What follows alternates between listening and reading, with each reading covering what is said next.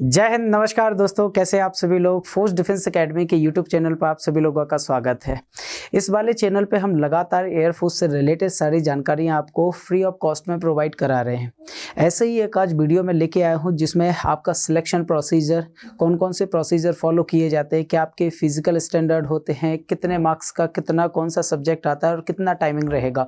यानी इस वीडियो में आपको फुल डिटेल मिलने वाली है कि हाउ टू ज्वाइन एयरफोर्स, यानी कि एयरफोर्स को ज्वाइन कैसे करें, कौन कौन से सिलेक्शन क्राइटेरिया होते हैं, कौन कौन से मेडिकल क्राइटेरिया होते हैं, सब कुछ इस वीडियो में देखने के लिए मिलेगा। सबसे पहले तो अगर आप इस चैनल पर नए हैं तो सबसे पहले चैनल को सब्सक्राइब कीजिए और लाइक ज़रूर करना है। और भाई साहब, चैनल को सब्सक्राइब करने के साथ साथ आपको शेयर भी करना है ताकि जितने भी ऐसे बच्चे जो इधर उधर भटक रहे हैं जानकारी के अभाव में, वो इस चैनल से जानकारी प्राप्त करके और अपना करियर सुनिश्चित कर सकें। ठीक है, चलिए स्टार्ट करते हैं। सबसे पहले कि जो इनटेक फर्स्ट 2026 के नाम से जो एयरफोर्स एक्स और वाई ग्रुप का नोटिफिकेशन आया है, उसके फॉर्म कब से डलना स्टार्ट होंगे, तो उसी के बारे में सबसे पहले हम बात करने वाले हैं। इंपॉर्टेंट डेट के बारे में, साथ ही साथ एप्लीकेशन फीस क्या लगने वाली है उसके बारे में भी हम बात करेंगे।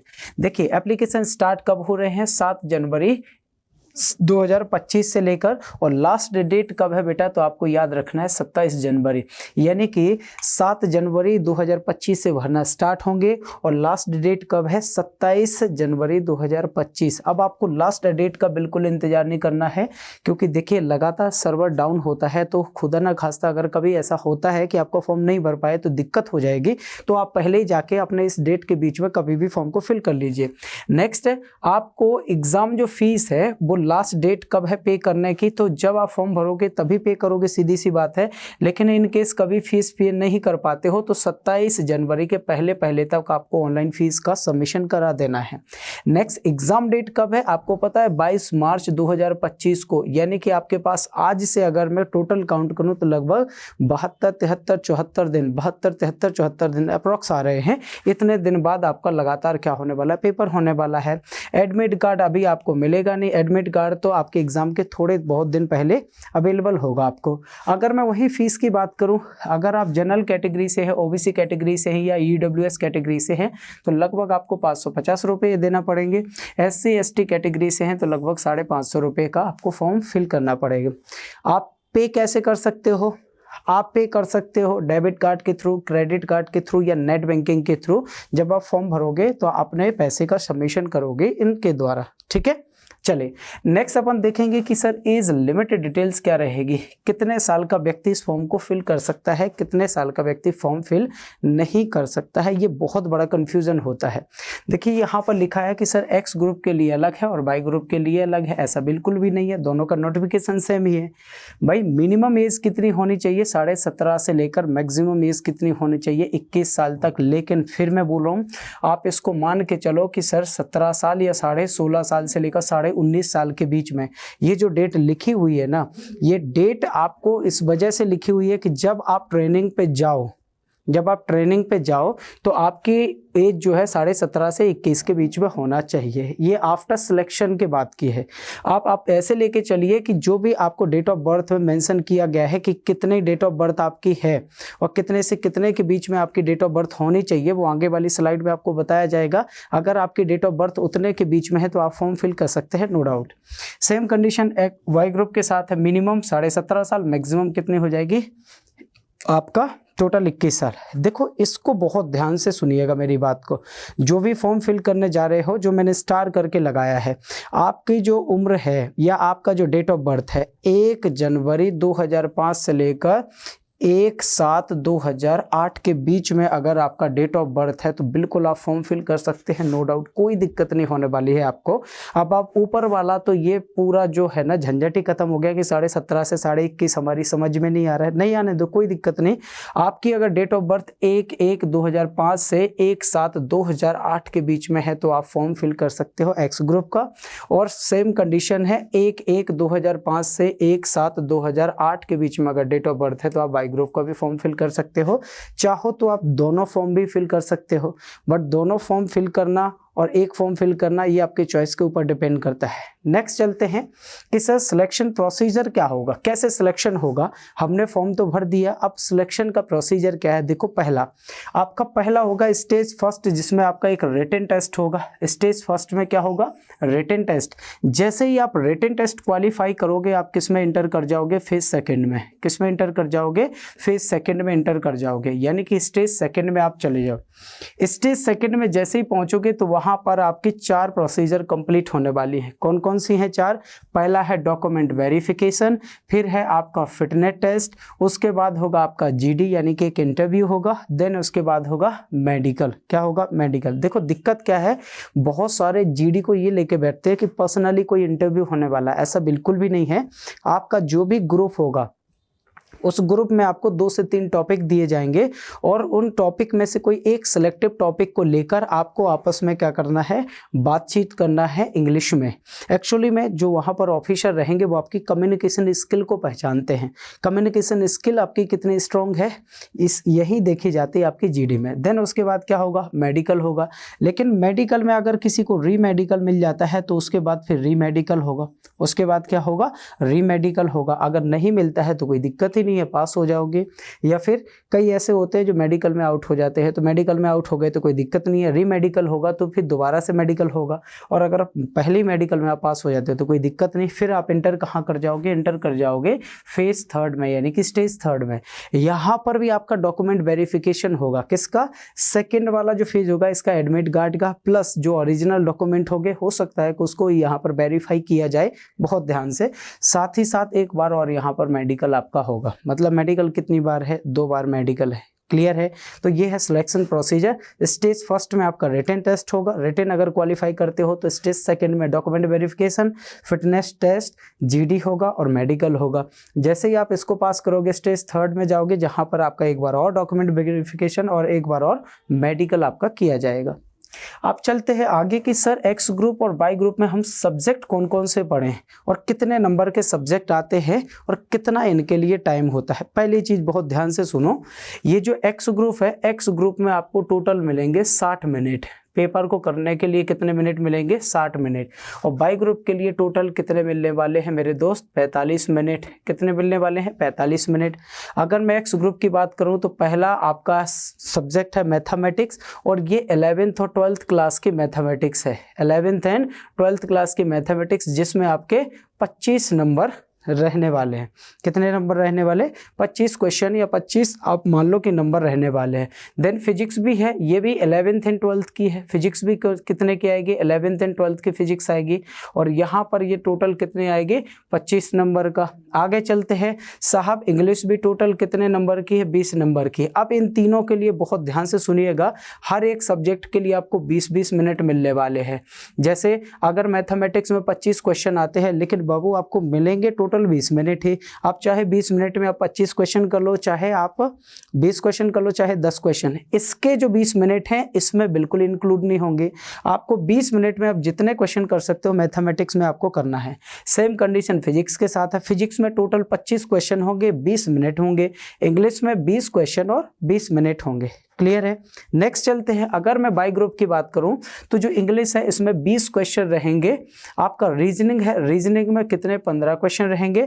मैथमेटिक्स में आपके 8 क्वेश्चन और जीके जीएस में आपके 7 क्वेश्चन। हालांकि ये क्या होते हैं, थोड़ा बहुत घटते बढ़ते रहते हैं। हो सकता हो जीके वाले क्वेश्चन थोड़े से ज्यादा कर दे, मैथमेटिक्स के थोड़े कम कर दे, या हो सकता हो मैथमेटिक्स के और बढ़ा दे, जीके जीएस के थोड़े से कम कर दें। बट ये तो फिक्स होते हैं कि रीजनिंग 14-15 नंबर, एग्जैक्टली 15 ही नंबर के लगभग सारे सेट में आपके क्वेश्चन आते हैं, देखने के लिए मिलते हैं। अब दिक्कत ये है कि बाबू इसमें टोटल 20 मिनट मिलेंगे आपको। कितने, 20 मिनट। तो जो इंग्लिश है उसमें कितने मिनट मिलेंगे, 20 मिनट। बाकी इन 3 सब्जेक्टों के लिए मिलेंगे टोटल 25 मिनट। अब आपको कैसे मैनेज करना है ये आप जानो, क्योंकि मैंने पहले भी बोल के रखा है, जब मैं बाई ग्रुप की रीजनिंग पढ़ा रहा था तब भी आपको एक बहुत ध्यान से चीज़ बताई थी कि ये ज़रूरी नहीं कि आपसे रीजनिंग कितनी बन रही है, ये सब बना लेते हैं रीजनिंग के क्वेश्चन, लेकिन ज़रूरी ये है कि आप विद इन टाइम में, दिए गए समय में आपको कितने अच्छे से मैनेज करना उस टाइम को कि रीजनिंग कंप्लीट हो जाए, क्योंकि ये 15 नंबर आपके डिसाइड कर देते हैं कि आपका सिलेक्शन होगा या नहीं होगा। क्लियर है। तो आपको टाइम मैनेजमेंट इसमें बहुत ज़रूरी है। नेक्स्ट चलेंगे कि सर जो एक्स ग्रुप है और जो वाई ग्रुप है इसमें ड्यूरेशन क्या होगा। तो सबसे पहले देखो मैंने पहले भी बोला है एक्स ग्रुप में टोटल 60 मिनट मिलेगा, वाई ग्रुप में टोटल 45 मिनट मिलेंगे, ये तो बता ही चुका हूँ। सर एक क्वेश्चन 1 मार्क्स का रहेगा एक्स ग्रुप में और इसकी जो नेगेटिव मार्किंग है वो 0.25 पर क्वेश्चन के हिसाब से है। मतलब एक क्वेश्चन अगर गलत किया तो वो तो जाएगा ही, साथ में 0.25 मार्क्स भी जाएंगे। इधर देखो यहाँ भी एक क्वेश्चन 1 नंबर का है, बिल्कुल सही बात है, लेकिन अगर आप गलत करते हो तो 0.25 की माइनस मार्किंग रहेगी। कुल मिला के दोनों में माइनस मार्किंग रहती है। ठीक है, क्लियर है। चलते हैं नेक्स्ट। फिजिकल स्टैंडर्ड में देखो, फिजिकल स्टैंडर्ड में अगर मैं देखूं प्रोफेशनल फिजिकल स्टैंडर्ड में या फिर एक्चुअली में होता क्या है, पीएसटी मेल के लिए आपको क्या करना है, 1.5 किलोमीटर आपको रनिंग करनी है और टाइम है आपके पास 7 मिनट। बाबू ना ये बहुत ध्यान से सुनिएगा, यहाँ भले 7 मिनट लिखा है लेकिन आपको 6.5 मिनट ही लेना है। 6.5 मिनट के अंदर अंदर अगर आप आ सकते हो तो पास हो, अदरवाइज फेल हो जाओगे, क्योंकि 6.5 मिनट के अंदर वाले सारे बच्चों को ले लेते हैं, अदरवाइज बाकी को बाहर कर देंगे। सेम कंडीशन फीमेल के साथ है। 1.5 किलोमीटर जो है इनके लिए कितना 8 मिनट, लेकिन 8 मिनट मान के बिल्कुल नहीं चलना। कितने मिनट मान के चलना है, 7.5 मिनट मान के चलना है, हमेशा बात ये याद रखना। अगला आ जाता है आपको भाई साहब 20 उठक बैठक करना है 1 मिनट में। 1 मिनट में कितनी उठक बैठक करना है, स्क्वाट अप यानी कि 20। ठीक है, लेकिन ये आपके अनुसार नहीं है, उधर वो बीच में होल्ड करने के लिए भी बोल सकते हैं, नहीं भी होल्ड करने के लिए बोल सकते हैं, ये ऑफिसर पे डिपेंड करता है। सर फीमेल के लिए 15 स्क्वाट अप यानी कि उठक बैठक ये 1 मिनट में है, ये भी सही है। सर मेल के लिए एक्स्ट्रा क्या है, 10 पुशअप्स हैं 1 मिनट में, जबकि फीमेल को पुशअप्स है नहीं। 10 सिटअप हैं 1 मिनट में, किसके लिए, मेल के लिए, और 10 सिटअप 1.5 मिनट में है, किसके लिए, फीमेल के लिए। तो आपको याद रखना है कि जो आपके पीएसटी है यानी जो फिजिकल स्टैंडर्ड हैं वो मेल के लिए और फीमेल के लिए क्या होने वाले हैं, ये मैं आपको ऑलरेडी बता चुका हूँ। अब देखो लास्ट में हम बात कर लेते हैं सर सैलरी का स्टेटस क्या रहेगा। मैंने पहले भी तुमको बोला है कि एक्स और वाई ग्रुप की जो सैलरी होती है स्टार्टिंग में इक्वल होती है, इक्वल होती है। अगर मैं एक मोटा मोटा अंदाजा मान के चलूँ तो सुनो, जैसे अगर मैं ट्रेनिंग के दौरान जाता हूँ, जो पहला साल होगा, पहले साल में टोटल 12 महीने होंगे, तो हर महीने मुझे पेमेंट कितनी मिलेगी, 30,000। लेकिन उस 30,000 में से हमारे हाथ में केवल 21,000 आएंगे और जो 9,000 होगा वो गवर्नमेंट अपने पास रख लेगी। अब ये क्यों रखती है, क्योंकि जब आप ड्यूटी से फ्री हो जाओगे 4 साल बाद तो ये पूरे पैसे आपको जोड़कर एक सम्मान निधि के रूप में आपको दे दिए जाएंगे। दूसरा देखो, अगर आप सेकंड साल में पहुंच गए हो तो सेकंड साल में हर महीने फिर आपकी पेमेंट 30,000 से 33,000 होगी। अब ये हर महीने की है, जनवरी फरवरी मार्च अप्रैल ऐसे करके, तो आपके हाथ में 23,100 रुपये आएगा और गवर्नमेंट कितना काट के रख लेगी, 9,900 रुपये। ठीक है, अगला आ जाओ। इसी प्रकार से अगर आप तीसरे साल में जाते हो तो आपकी जो पेमेंट है वो बढ़ के 36,500 हो जाएगी, जिसमें से 25,580 आपके अकाउंट में यानी कि आपके हाथ में होगी और 10,950 रुपये गवर्नमेंट के अकाउंट में जाएगा। हालांकि वो बाद में अपने को मिल जाएगा, वो अपने ही पैसे गवर्नमेंट के पास सेव हैं। नेक्स्ट देखो, अगर आप चौथे साल में यानी 4th ईयर में पहुंच जाते हो तो आपकी जो सैलरी है हर महीने 40,000 हो जाएगी। 28,000 जो है वो आपके अकाउंट में आएगा और 12,000 गवर्नमेंट क्या कर लेगी, आपके अकाउंट में रख लेगी। टोटल कुल मिला के अगर मैं इन सभी को जोड़ लूँ हर साल के हिसाब से तो लगभग आपका टोटल 5,02,000 के लगभग बनता है। 5,02,000 के लगभग क्या होता है, ये टोटल पैसा बनता है। ये कौन सा पैसा है, सुनो मेरी बात ध्यान से।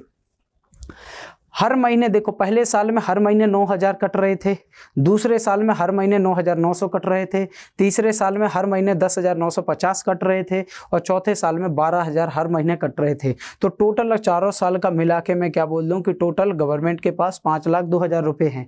गवर्नमेंट क्या करती है, लगभग इससे दुगना पैसा, लगभग दुगने से भी ज़्यादा। देखो यहाँ पर पड़ा है, exact after 4 year age Agniveer in Indian air force रुपये 11.71 लाख।